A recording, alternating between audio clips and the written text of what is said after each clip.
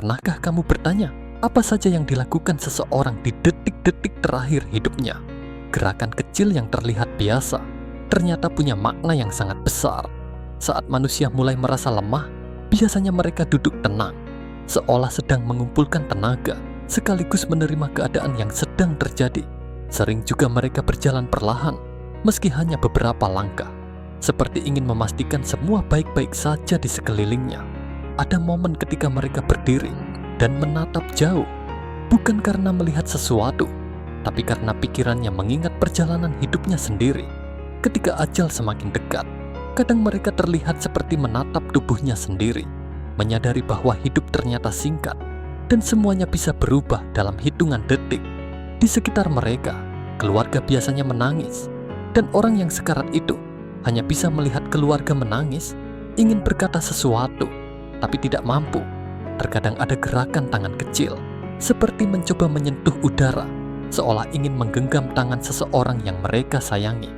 Ada juga saat di mana mereka seperti duduk di samping tubuhnya, linglung, mencoba memahami apa yang terjadi. Ketika tubuh melemah, mereka mulai berjalan menuju cahaya atau tempat yang terasa lebih nyaman bagi mereka. Dalam dunia medis, ini biasa dianggap halusinasi, tapi dalam sudut pandang spiritual, ini bagian dari perjalanan roh. Sebelum semuanya berhenti, ada fase ketika ruangan terasa gelap dan mereka tampak diam dalam cahaya tipis, antara sadar dan tidak sadar. Lalu, gerakan menunduk pelan, menundukkan kepala, tanda mereka mulai pasrah. Kadang terlihat helaan napas panjang, seperti melepaskan beban yang mereka pendam selama hidup. Ada juga yang menutup mata perlahan, bukan karena tidur, tapi karena sudah tidak kuat lagi membuka mata.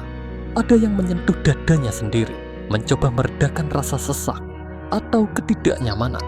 Beberapa orang memegang pintu atau tepi ranjang, seakan sedang menguatkan diri sebelum melepaskan semuanya. Lalu mereka menyandarkan kepala ke dinding atau bantal, mencari posisi terakhir yang paling nyaman. Ada juga gerakan melangkah mundur pelan, meski tidak jelas apa yang mereka rasakan. Sebagian orang duduk memeluk lutut, mencoba menenangkan diri dari rasa takut. Ada juga yang memegang kursi atau benda kosong, mengaitkan diri pada sesuatu yang familiar. Di detik terakhir, kadang muncul senyum tipis, tanda mereka menerima apapun yang akan terjadi.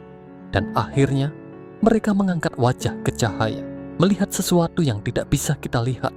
Sebelum ruh benar-benar pergi, perjalanan ruh bukan sesuatu yang menakutkan. Ia hanyalah proses berpindah dari dunia sementara ke tempat yang lebih kekal. Kalau cerita ini bermanfaat atau membuatmu lebih tenang, dukung aku ya dengan klik like, tinggalkan komentar, dan share ke temanmu, supaya lebih banyak orang yang bisa mendapatkan pengingat seperti ini. Terima kasih sudah menonton.